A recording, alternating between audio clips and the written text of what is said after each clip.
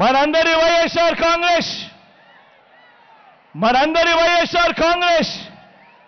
2024కు సంబంధించిన మేనిఫెస్టోకు అర్థం పేదలకు మరింత మంచి చేస్తూ పేదల భవిష్యత్ కోసం మరో 2 అడుగులు ముందుకు వేస్తూ ఇంటింటి అభివృద్ధికి ఇంటికే అందుతా ఉన్న పౌర సేవలు ఇంటికే అందుతా ఉన్న పథకాలు వీటి అన్నింటి కొనసాగింపే మన మేనిఫెస్టోకు అర్థం.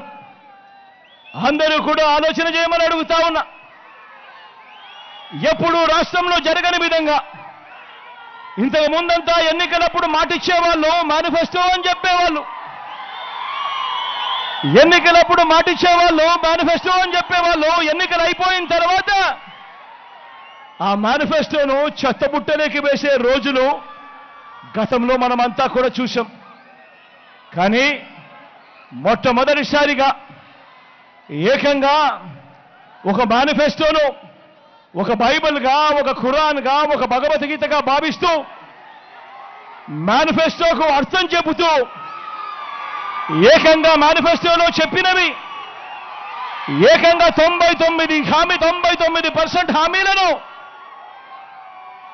ఏదైతే చెప్పామో అది చేసి అది చూపించి ఈరోజు ఎన్నికల బరిలో మీ బిడ్డ దిగుతా ఉన్నాడు. మీ అందరి ఆశీర్వాదాలు తీసుకునే దానికోసం విశ్వసనీయత ఉన్న మీ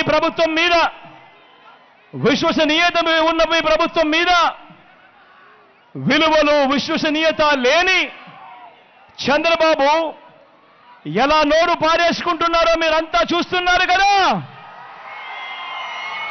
చంద్రబాబు నాయుడు మాట్లాడుతూ ఉన్నప్పుడు మీరంతా వింటున్నారు కదా.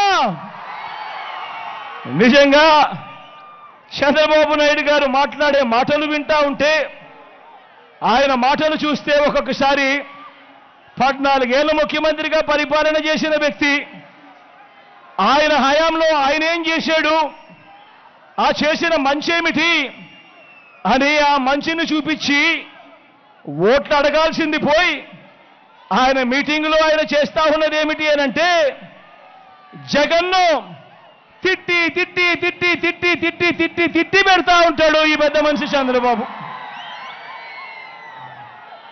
ఈ మధ్య చంద్రబాబు ఏమంటా ఉన్నాడు, ఈ మధ్య చంద్రబాబు నన్ను ఒక బచ్చా అంటున్నాడు. ఈ మధ్య చంద్రబాబు నన్ను